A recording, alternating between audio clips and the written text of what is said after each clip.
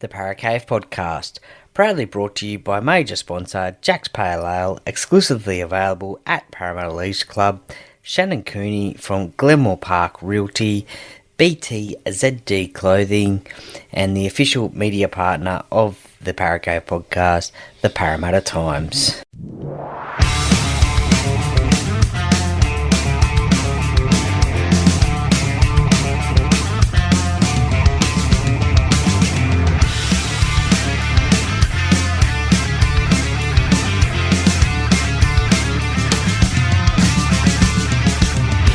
Welcome to another episode of the Parra podcast. And now over to your host, Troy Warner, broadcasting live from the world-famous Parra Cave.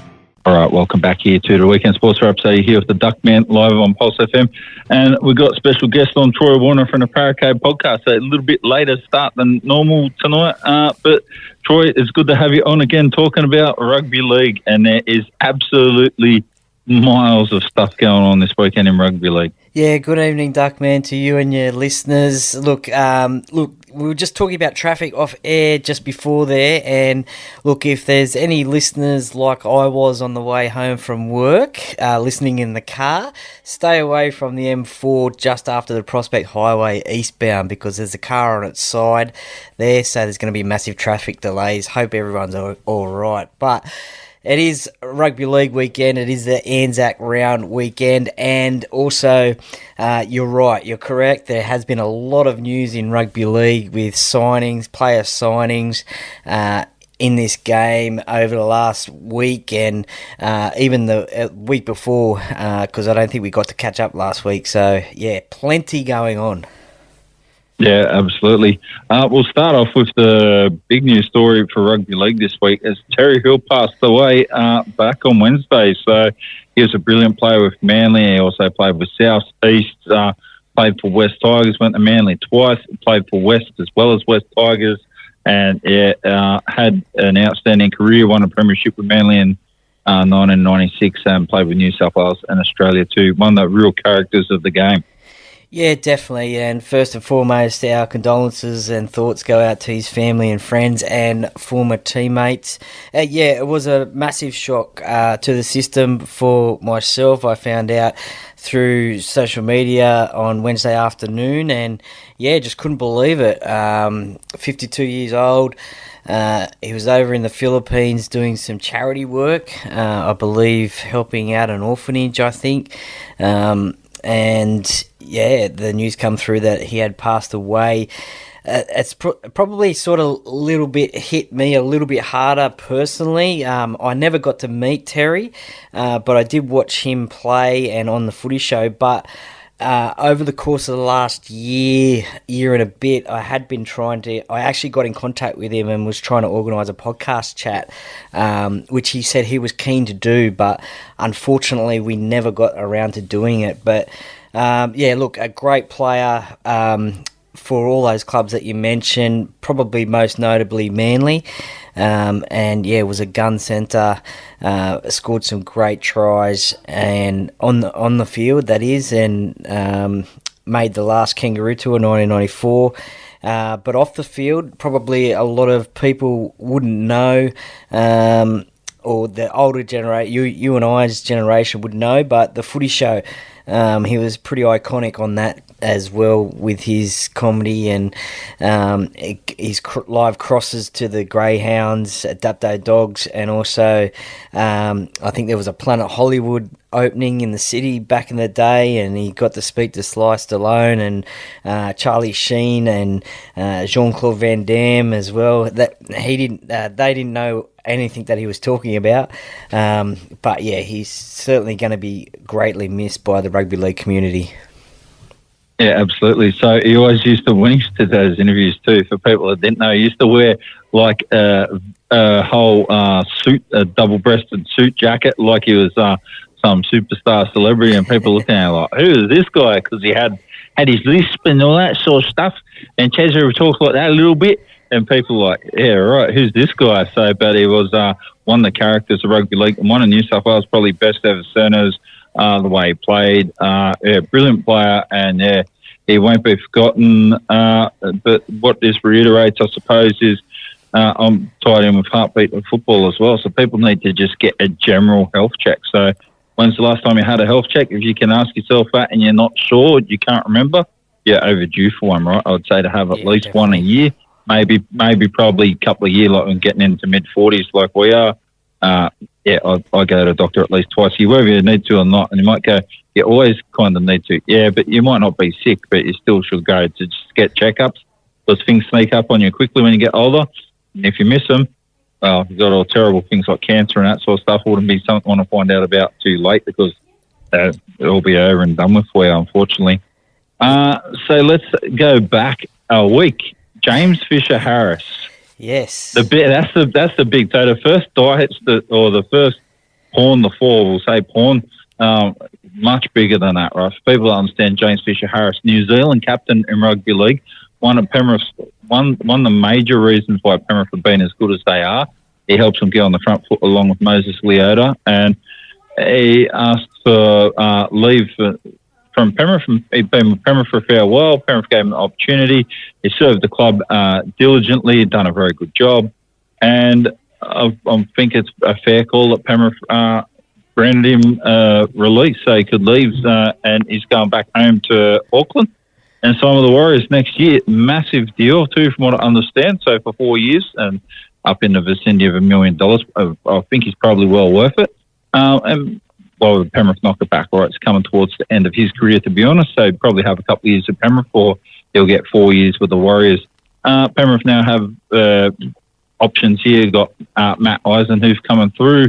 Got Lindsay Smith and that stuff. So it's going to benefit these guys, going to be able to retain these guys now, as opposed to maybe having to let someone go that might have been in that position if had have kept James Fisher-Harris. So I think it's a great move for the Warriors. So this is going to be a big recruiting move. They go from being contenders to being serious contenders now. And, yeah, interested to see what you think about it. Yeah, look, I mean, as you said, it's a great thing for the New Zealand Warriors. He's the New Zealand captain and obviously a Kiwi. So for him to go back home, they are losing Adam Fanua-Blake next year. He's going to Cronulla, I think it is. So look, probably maybe in some people's eyes a better get for the Warriors. They lose Adam Fanua-Blake and they get James Fisher-Harris. So, yeah, definitely a massive get for them. For Penrith, well, look, he's played in 4 grand finals. He's won 3. He's going for 4 in a row with Penrith this year. He's been a great servant to them. And, look, they were more than grateful to grant him a release with still 2 years on his contract. Look, one of the small questions that did arise is the fact that he did sign with the Warriors so quickly. Apparently, it was spoken about at Penrith on the Sunday, and then by the Tuesday or Wednesday, he'd already signed a deal with the Warriors. But look, I'm sure everything was above board, and Penrith have no dramas with it, so kudos to them for letting him go back to New Zealand. And look, that can be a good thing because he'll be back at home and amongst family and friends, and we all know what that can do to you as a player, can inspire you to perform even better. But I mean, he's already won the Golden Boot award for the best player in the world last year, so there's not much more higher he can go than that. Yeah, absolutely. As I said, it opens up other opportunities for Penrith. So I would say this will happen in 5 minutes, right? So perhaps Penrith were aware that this might be happening. He's asked for the release there, so on compassionate grounds, which is fair. Penrith, no, he's going to play football, right? So he's going back to New Zealand. He's going to go and play for the Warriors more than likely. So it's not hard to put the pieces of the puzzle together. Did it act quick? Maybe Penrith have been chatting to the Warriors in between, chatting about it, and then Penrith decided to grant him the release. Hence, that's why it's able to happen so quickly. But, yeah, look, these things can happen quick, right? See soccer players definitely do deals, get released on a Saturday or sign a contract on a Wednesday, and by Monday they're at another place. So it can happen. So it doesn't need to take as long as what some people think in NRL. Another big news story, Jet Cleary. So the Warriors are ticking all the boxes at the moment. Signed Jet Cleary here for 3 years. So effectively straight out of A-grade rugby league from Glenmore Park and that stuff. Yeah, I don't know if he's played A-grade at Glenmore Park. He's playing through the Penrith system, through the juniors. He is an outstanding talent. Like I said, the Richard has been getting tracked since he's about 12 years old. And I'm pretty sure I signed him 3 years for $1 million or just under $1 million. So will he bring value and return on the investment? You would think so. The quality of it he is. Most of those guys probably will at that age. So the unknown factor is he hasn't played any first grade games yet. So let's see where that goes. Yeah, look, I mean, is this sort of similar to horse racing, and have they signed him on that money for potential? I mean, we all see what Nathan Cleary can do, and obviously being the brother of Nathan, so is that money signed on potential, but without playing first grade? So, look, I mean, obviously he's a talented player in the lower grades, and look, I mean, you can't blame him for going to New Zealand, to be honest, because, I mean, he probably wouldn't have got a start in first grade at the Panthers. I mean, he's got his brother there, and his brother will be there for as long as he wants. So I think it's probably a good move. We see maybe Sean Johnson retiring at the end of the year, potentially going around for one more year, but definitely it's a good move for him and the Warriors. I don't think he could have played 5'8" for Penrith with his brother.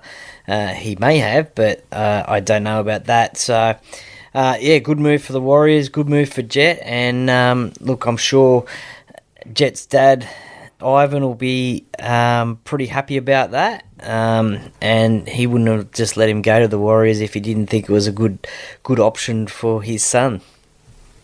Yeah, that's right. So there's a lot of good opportunities for him there. They're building a side too, so even if he doesn't get the spot right now, right, he can come along and build and develop. So, and if you have to sit behind someone for a year or whatever, but he stayed at Penrith, right, he's number 3 or number 4, right, got Brad Schneider underneath, Nathan Cleary as well, and then you've probably got Jack Cole who can play 5'8" 4 halfback as well, so you might jump above him, but he might sit in that position until he's 23 or 24, right? That's 3 or 4 years down the track before he really gets a crack. You don't want to do that, right? Because if you get one injury or something, you're burned, right? So there's good opportunities at the moment in different clubs in the NRL. Sean Johnson, I think it's a smart move, right? Because I think the Warriors are putting together a very, very good side at the moment with youth and experience. So the youthful guys, they've got the benefit they've got over the Dolphins is the Dolphins had to put everything together in one hit. Well, the Warriors have been able to put together an experienced side over a period of time and then bring in the right youthful guys like the Dolphins have with Isaiah Katoa to get the best out of them. Unfortunately, the Dolphins had to do it all at the same time. So they're bonding players and getting combinations going, everything. But, yeah, there we go. And the other transfer news, Sonny Turuva has signed with, so a little bit surprised, signed West Tigers. So it says a lot about Benji Marshall's got a lot of confidence in what West Tigers are doing, but I think he knocked back about 150 a year or 100 to 150 a year extra to go to St George Illawarra. So does that say anything bad about St George Illawarra, or you can just see better potential with West Tigers? Look, it doesn't say anything bad about the Dragons. I mean, sometimes players do that and they think that, you know, obviously Turuva has thought that the club that he's going to has that potential to, you know, first of all, make the finals, and then who knows, down the track whilst he's there, or even longer after he's there, to make a grand final and potentially win it. He's got that experience, obviously, winning one with Penrith. It could be 1 or 2, I'm not too sure. But look, sometimes players don't want to earn the big bucks. They just want to win premierships and they want to play consistent football. He gets to team up with Jerome Luai again as well. So that's a bonus for him, so he knows how he plays. And yeah, maybe he just thought that the Dragons weren't the right fit for him, so the Tigers it was. Yeah, now in my junior career, and in my juniors I had a lot of success in soccer and stuff like that. In rugby and in soccer as I went into senior levels, I actually changed clubs from and divisions and teams from playing in higher teams. Like, could have had a lot more success at different levels, but went to teams more like the West Tigers that were struggling or rebuilding, where I had the opportunity to be more of a essential part of that. And even though like didn't have success and win the comps, I enjoyed my experience a lot more because I was a more important player in the team and had a better experience out of that. So overall, yeah, four go, all premierships and stuff like that, but had a better experience. And overall, I think it was probably more rewarding doing that as opposed to just being another guy in the big cog. So that you got to look at that sometimes too. So I think maybe that's what he's done as well. Yeah, for sure. As you said, he's a premiership winning player. Api Coruscant's there as well. Jerome Luai is going to be there next year as well. You've got young Lachlan Galvin as the 5'8" there, so he can potentially see something building there. And look, it's been a long time since the Tigers have been in the finals. I think 12 years, I think. Someone will probably correct me on that one, but it's been a long time since they've been in the finals, so he'll want to it might be a personal challenge for himself to try and get the Tigers into the finals after such a long drought and play finals. He's a representative player for Fiji, so he also has played test matches. So, look, it was his decision and he's gone with that one, so we wish him all the best. Yeah, absolutely. Let's go on to the games for this weekend. So how are your tips going after 3 games? Warriors and Titans. Warriors went down. Unbelievable at home, right? And we were talking about this the other week. Who are the Titans going to get their first win against? I can tell you, out of everybody, I wasn't pegging it to be against the Warriors. I actually thought they might beat the Storm next week. They might get the Storm off song or last week against the Sea Eagles, and they nearly beat the Sea Eagles. So I knew that something good was coming, but I didn't think they'd beat the Warriors 27-24. Yeah, look, I'm the same tips as you, actually, Duckman. I can admit that. I'm 1 from 3, so I had a shocker on Anzac Day. I did tip the Warriors to win. But look, congratulations to the Titans getting their first win of the season. There were whispers around the traps that people were going to tip the Titans and they could possibly pull off a upset victory, and they did that. AJ Brimson was player of the match. He had scored a double. They went in 19-12 at half-time. The Warriors scored first and second tries, and you thought maybe they could go on with the job. But unfortunately, the Titans, they really stood up. Look, the Titans have been close the last few weeks. They had that Golden Point game against Canberra. They had a close game against Manly. It was a very high-scoring game last week, which they could have won, but they just fell short. So, look, they've been building towards a win over the last few weeks, and to get it in round 8, it's a good achievement. And over in New Zealand as well, in front of nearly 24,000 fans, that's a great win for them. The Warriors, look, that's sort of, I guess, everyone tipped them to be top 4 again this year, and they've sort of struggled a little bit this year. They would have went into this game thinking, look, this is a good opportunity for us to win this, and especially at home. They had a draw back at home with the Sea Eagles a couple of weeks ago. So they've lost a couple of games that they probably went into thinking they could win, and they find themselves in 12th position on the ladder at the moment. So disappointing for them. Great for the Titans. They jump off the bottom of the ladder now as well. Yeah, there you go. Yeah, they'll be very happy with that. So the other thing is, I heard a few people come on the radio today on SEN saying that Andrew Webster should be sacked. The Warriors have signed no decent players, and they don't look like they've got any potential. Like, what are you doing on Anzac Day that's making you seriously? You got to get off the peyote or something like that. Well, this is what happens when you have such a great season last year, and people and fans just expect you to win all the time. And look, sometimes it just can't happen. Yeah, that's right. So they'll calm down a couple of levels in the next couple of days. The next game here, so I don't know why I did this. I'm pretty sure I tipped the Dragons to beat the Roosters. I thought the Dragons looked all right the last couple of weeks. I reckon they might catch the Roosters off today. Yeah, well, apparently not. So the Roosters smoked them 60 points to 18. Unbelievable that it happened on Anzac Day and an Anzac Day match.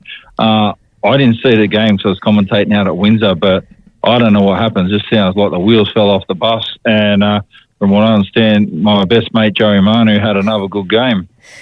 Okay, yeah, well, I tipped the Dragons as well, so don't feel so bad. And I tipped the Dragons because I thought, they had a great win last week, and I thought they could continue that on against the Roosters, who, again, another side who have been struggling this year. They've lost a couple of close ones. They've won a couple of close ones, but I thought, the Dragons could potentially do this. It's a big occasion, Anzac Day, playing in front of 40,000 people at the Allianz Stadium. I thought, they could do it. Unfortunately, they couldn't. Their day got off to a bad start, and our thoughts go out to him. Moses Sully got knocked out in the first tackle of the game on Jared Waruya-Hargreaves off the kickoff. So his day was done there and then, so not a good start for the Dragons. And look, you're right, Joey Manu, he did score 2 tries. Sam Walker, he was the man of the match, and he scored 24 points and out of the 60. So, look, 30 points to 6 at half time. It was a massive difference there, and the Dragons never recovered. They actually scored the first try through Jaden Sewer, which was a good start considering they already lost Moses Sully and then just never recovered after that. And unfortunately they put 60 on them, and we all know what happens when a team gets put 50 on them. Apparently the old thing is that you can't win the competition once you have 50 points scored against you. Yeah, well, I don't think the Dragons will be winning the comp anyway, but they just got absolutely smoked there, so it would have been hard out too. I got told Sam Walker was running over the top of people and that, like, he's not even a big guy, right? So you got to have a look at your tackling technique or effort or application or whatever's going on if that's starting to happen. Dragon fans, if you don't like my comments, 0434 440 553, text in, and I'm happy to read them out. So I want to know how happy are you guys that you've lost to the Roosters 60 to 18. So let alone just lose altogether. I do like one. I do like one comment from Shane Flanagan after the game. The coach asked, he was asked a question about what it does for next week's game against Cronulla, your old team, and he did say, "Well, I did coach them to a premiership, and I don't think they've won one since, have they?" So I did like that from Flano. So. He'll have the Dragons back up for the game against the Sharks next week. Yeah, I like that shot across the bow. That's good. Anytime he can get some more pot shots in, and I'll be bringing up with Craig Fitzgibbon. I've got more hair than Fitzy, so maybe I've got something under my hair. Maybe he hasn't got anything left. So showing all his cards. So get all that stuff going. I love it. The Storm and the Rabbitohs. So. I don't know what happened here, right? So I'll just put it out there right now. I don't think South fans or South players want to play anymore for Jason Demetriou. I think he's running out of ideas and he's just not sure how to spark them up. If I had David Ferner there, he must be thinking, what have I done? So he is. I'll be surprised if he doesn't end up with a coaching gig. If they get smashed again next week against Penrith, I don't think Jason Demetriou will last past next weekend. So. 54 points to 20 winners there. The Storm, they were absolutely electrifying there. They absolutely flogged the Rabbitohs. So the Rabbitohs had no chance in the game there. And the Storm really, they do look like one of the best 3 sides up there, Penrith and also the Broncos, who haven't quite hit their straps but have got the guys to do it if they can all fire consistently. Yeah, for sure. Just to start off with South Sydney, it's a bit of a strange one, isn't it? Because there's been talk over the last, 4 to 5 weeks about the head coaching position and whether Jason Demetriou would be the head coach moving forward. And now they get a massive result like this against them. It's going to obviously put more pressure on the powers to be at South Sydney to work out what they're going to do with this head coaching position. So, look, the Storm, they were pretty clinical last night. Ryan Pappenhausen, Cameron Munster, he got man of the match. He was back to his best. He set up a couple of tries. One particular was a cutout kick, sort of a crossover kick to Xavier Coates, who unfortunately left the field with a potential hamstring injury. Not too sure how long he will be out for, so that's a blow for the Storm. But the big talking point out of this game was Tane Milne in the 79th minute with what you could probably call, I guess, a cannonball sort of tackle at the bottom of the legs of Cameron Munster. Now, he's been charged and he's copping a 2-week suspension. Look, many people are saying he should be out for the game for an extended period, longer than 2 weeks. I probably think about 6 to 8 weeks. Jonathan Thurston last night on the coverage, he was livid about it,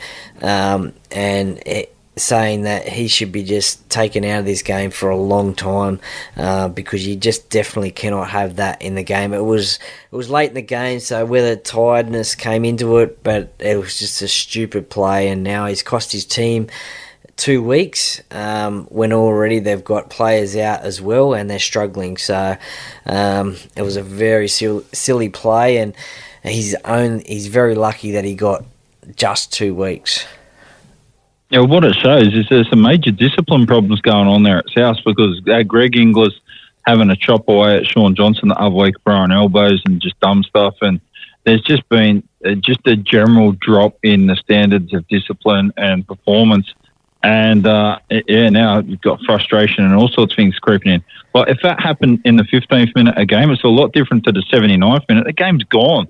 You don't need to do that, right? That is just completely stupid. So he's going to get burned for that now hard too. And he's a decent player, but wow, when you're doing that stuff, it just shows that there are big problems going on at the club. So what I can say for sure, I'll be surprised if Jason Demetriou finishes off the season. So I just can't say it's not workable now.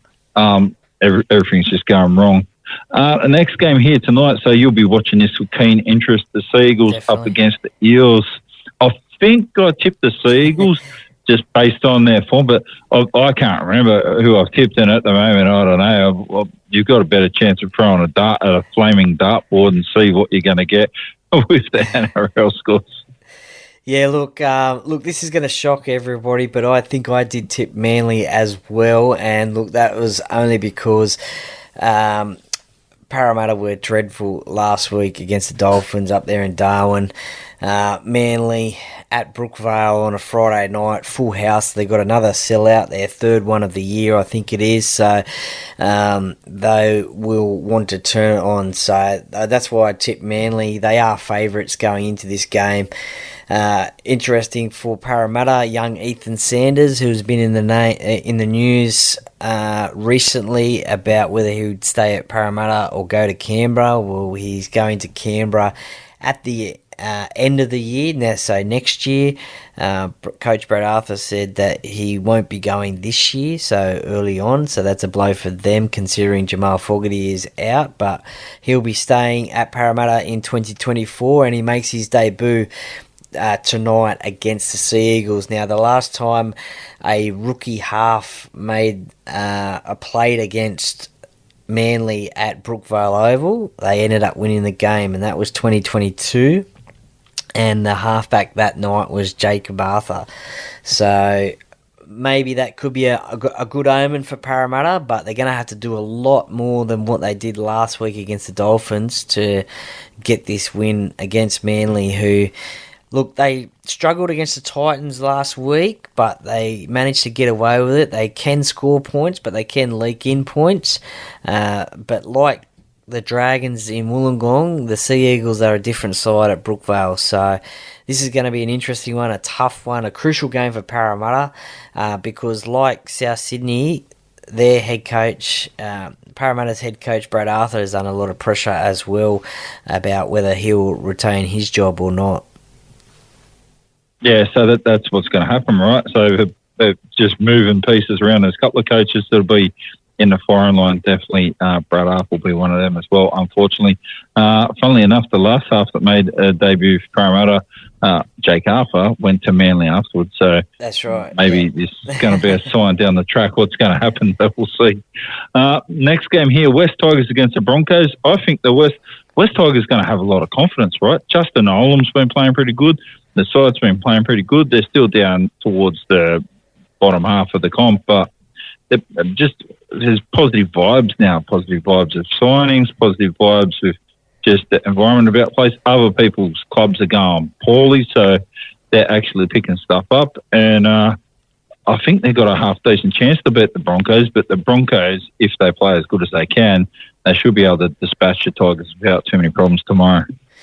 Yeah, for sure. I mean, at the start of the year, the Tigers were probably the most talked about team in the competition, about how they would go under Benji Marshall, and probably the most team under pressure.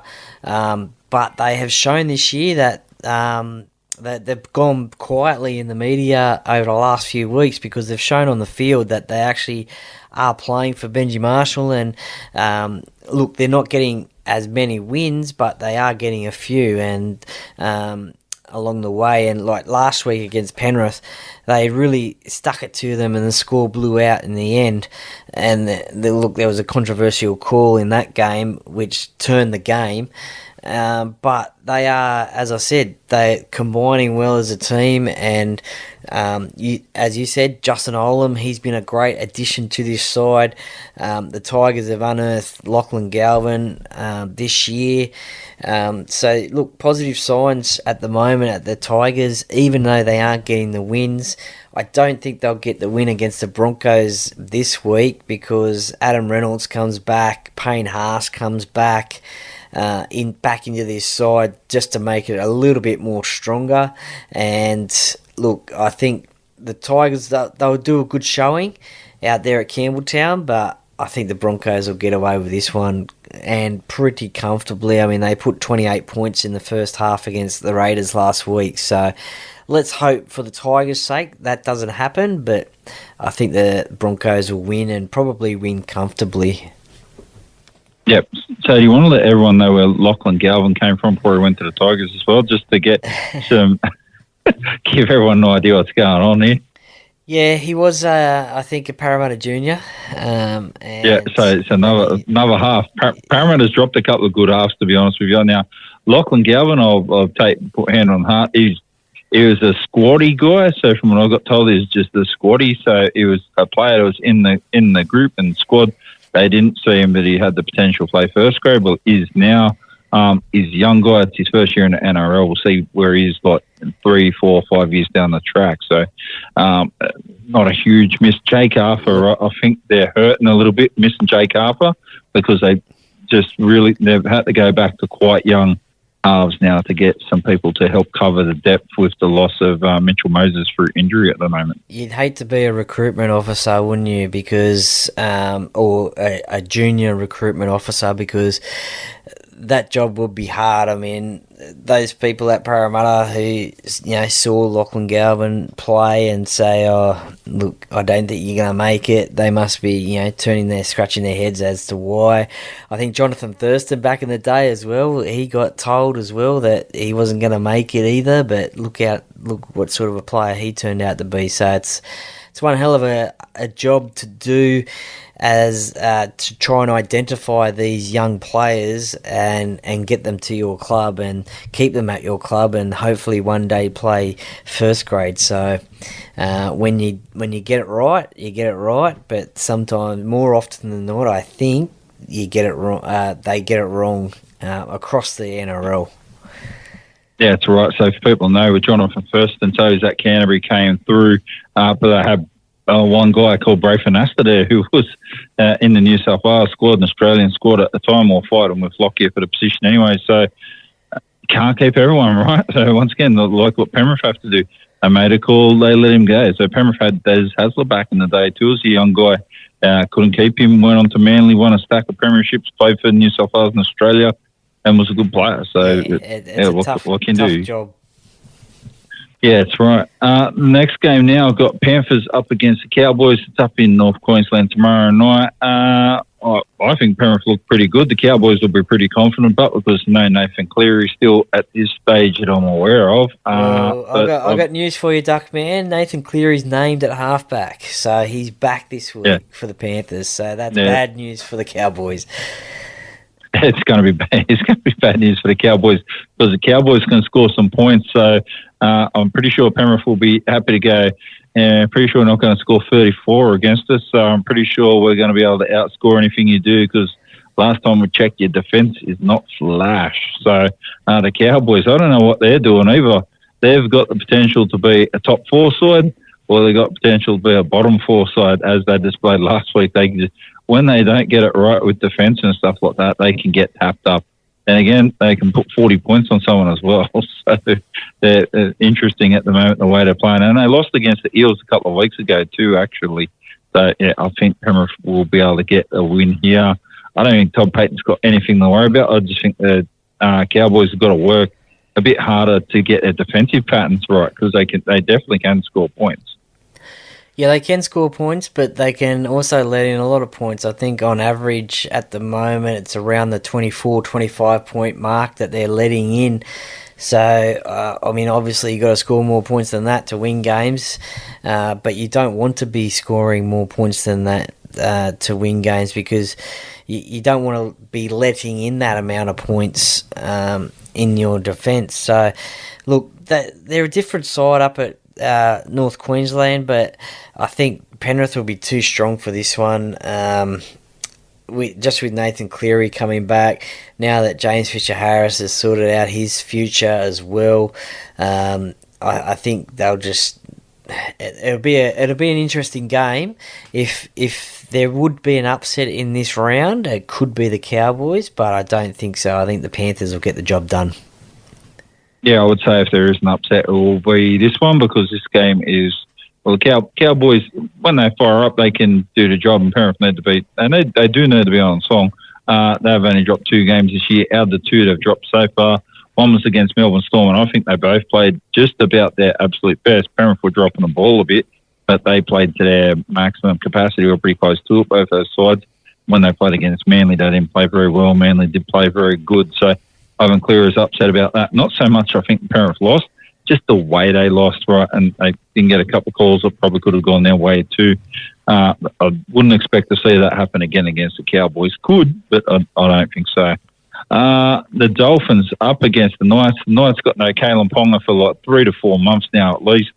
They look bad. I was listening to them on the radio last week on the way to covering the football game, Football New South Wales. And once he went off the field, Kalen Ponga, and I don't know why they kept him on the field to start off with because he was a liability out there. He couldn't run around properly and stuff. So actually picking him off, once he come off, they looked pretty empty, like options. So I had Jackson Hastings and also Cogger out there, Jack Cogger doing stuff. But wow, they look thin on the ground without Kalen Ponga. So, and I would think the Dolphins, they're in pretty good form at the moment. They're going to be able to get the win here.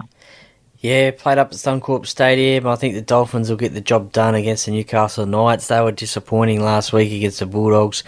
Full credit to the Bulldogs, though. But, yeah, massive news with Kalen Ponga and his injury out for 3 months, maybe the season. So, massive news for the Newcastle Knights. David Armstrong comes in to replace him.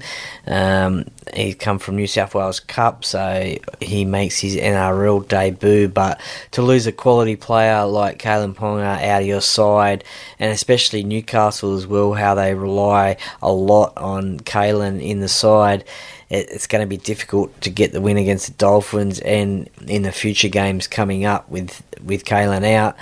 Trey Fuller at fullback for the Dolphins. He only played 1 NRL game last season, and last Friday against the Eels was his second game, and he scored a try in that game as well. So he's one to watch back at fullback whilst the Hammer is out injured.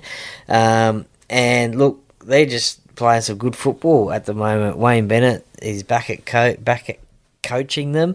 He was coaching them via phone last week because he had the flu apparently, so he didn't go to Darwin. Christian Wolf took over the head coach position, but Wayne did phone in, and they still got the job done. So, look, they've sort of been up and down a little bit at this season, but they still do find themselves in third place on the ladder. So they've won 4 games and 1 bye. So to be quite comfortable at the moment in third place on the ladder is a pretty good achievement, considering they've got some of their big names out. They've got the Hammer out, Tom Flegler out, Herbie Farnworth out. So to have those 3 players out and still be third position on the ladder, they're doing really well, and I think they'll win this game against Newcastle. Yeah, I think so. I've just had a look at their draw now. They've got the Cowboys next week, Seagulls the week after at home. Then they've got West Tigers in Campbelltown and the Warriors away. Potentially, they could go on a bit of a run here of a couple of games. So they've got every possibility they could beat all of those 4 sides, no doubt. I think the hardest match might be travelling away to the Warriors, because that's around when the State of Origin will be on, and they're potentially susceptible to losing some players there during that period, which that will hurt them, right? Because they're still a bit light on with depth and stuff like that at the moment. Well, you'd think they would lose a couple. It just depends on how long Hamiso Tabuai-Fido's out, because he would have been a natural pick for Queensland, but he's injured at the moment, so he may be available. Tom Flegler as well, he would have been a selection for Queensland as well, but he's out injured at the moment, but they're winning games at the moment. So, as you said, all the way up until their bye in round 14, they could potentially be winning all those games and cementing themselves in that top 8 position. Their next 5 games, so Newcastle, Cowboys, Sea Eagles, Tigers, Warriors and Raiders, they could get all those wins before the bye and, as I said, cement themselves in the top 8. Yeah, they've definitely got the ability to do that, or at least come away with 3 or 4 of them. They'll be pretty happy with that. They've been in a strong position if they can go better than 50%. So if they could win all of them, they'll just about set themselves up for a good run into trying to get a finals position later in the season. The last game, anyway, comes down to this one. So Canberra Raiders, who are at home up against the Sharks. The Sharks were very good last weekend. I think they're going to be able to get the job done, even though the Cowboys were off last weekend and the Raiders were up against Brisbane in Brisbane. I think the Sharks have the form at the moment to get up over the Raiders on Sunday. Yeah, look, massive out. As I mentioned before, Jamal Fogarty is out for the Canberra Raiders, a bicep injury, and that is potentially about 3 months as well, so a massive loss for them. KO Weeks comes in at halfback for them, so they've got a young half 5'8" with Ethan Strange and KO Weeks there. So, look, the thing about the Canberra Raiders and Ricky Stewart is he's not afraid to throw these young players in, and I think he said it in his press conference last week that he doesn't mind if these young players go in and if they make mistakes and they lose games, because it's all about experience, and he wants them to experience that. So hopefully in the future those sort of things don't happen and they win games. So he gives these young players a shot. I mean, look at Chevy Stewart last week, the fullback for the Raiders. He got absolutely smashed by Kobe Hetherington, and there was a few other tackles there where he got hammered as well. So he was targeted by the Brisbane kickers, and look, he just turned up. So that's the sort of experience that Ricky wants these young players to have. For the Sharks, Braden Trindle has found himself in a little bit of trouble off field, so he's out indefinitely at the moment. A little bit of off-field dramas there. So Daniel Atkinson, I don't know anything about him, so he comes into the side at 5'8" to partner Nico Hines. But as you said, they have been playing some good footy, the Sharks. They've sort of been getting their jobs done and just getting the wins, and they find themselves in second on the ladder, which is probably a little bit of a shock to yourself. I think you had them down the bottom of the ladder this year. Yeah, bottom 5. Yep. So they're proving you wrong. But yeah, well, don't worry. My tips are proving me wrong too. I thought I knew what I was talking about. My tips would tell you different. So Nico Hines, I think this year is different for the Sharks because there's not talk about Nico Hines being a New South Wales halfback and that because he didn't do the world's best job when he came in last year. They played him as a winger for no particular reason. So out of position and everything like that. So he got caught out when he did get some games in Origin. And I think that hurt him mentally a little bit as well. So this year, he hasn't had any of that sort of pressure at all to worry about. He's just playing football and he's doing a pretty good job. And I think on the back of that, it's been pretty quiet. All the news coming out of the Sharks is not really anything other than this Braden Trindle thing, which is alcohol and drug related. So interested, he's going to have an indefinite time period away from the game because how does that work with the drug testing and all that sort of stuff if he's been caught by a mobile RBT and roadside drug test, but not by ASADA and all that sort of stuff? Well, I think it just they'll just have to let the courts make their decision and hand down their punishment, and the NRL will get involved and they'll do their own punishment for him. But the other quick bit of news coming out of the Sharks this week actually was the immediate retirement of Dale Finucane as well. Ongoing, he got medical recommendations that he should retire. He has suffered a lot of concussions throughout his career, so he got some medical advice to retire, and champion player Dale was, and he won a couple of premierships with Melbourne. Obviously started at the Canterbury Bankstown Bulldogs, and this last season and this season at the Sharks as well. So congratulations on a great career. 250 odd games in his career, a handful I think it was for New South Wales as well as premierships. So congratulations on a great career, Dale Finucane. Yeah, that's right. He's a very good player. So he will be hard to replace too for Cronulla because he's a workhorse. So he had a good career throughout his whole career, and it's good to see that he's taken the medical advice on, hasn't tried to persevere and push through it. Troy, what do you got on this weekend for Parra podcast, and what else you got going on the weekend in general as well?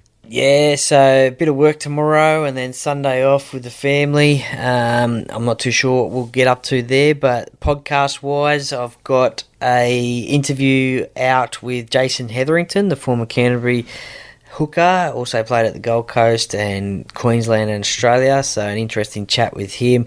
I've got a short Terry Hill tribute podcast out. Probably, if you want to go back and listen to it, I've got a game day preview for Manly and Parramatta. I'll have a replay of this chat, and potentially Monday, I'll have a review of tonight's game, Parramatta and the Sea Eagles. So plenty happening on the Parra Cave podcast. Yeah, there you go. Looking forward to that, and looking forward to having a chat on Sunday night. So for yourself, who I haven't told yet, and for anyone that doesn't know, I will be in Brisbane next week until Friday night. So we'll probably pre-record something, or I'll pre-record something at least. Might have a chat with you as well for next week and see if we can get that on air so everyone's got something to listen to and a bit of a wrap-up of what's going to happen in the week of rugby league for next week. No worries, that sounds good. I'm sure we'll be able to work something out for sure. And, enjoy your rugby league this weekend. Yeah, absolutely. Troy, thanks a lot for your time, and I will chat to you again on Sunday night, if not beforehand. Okay, Duckman, thank you very much for having me. Enjoy your rugby league this weekend.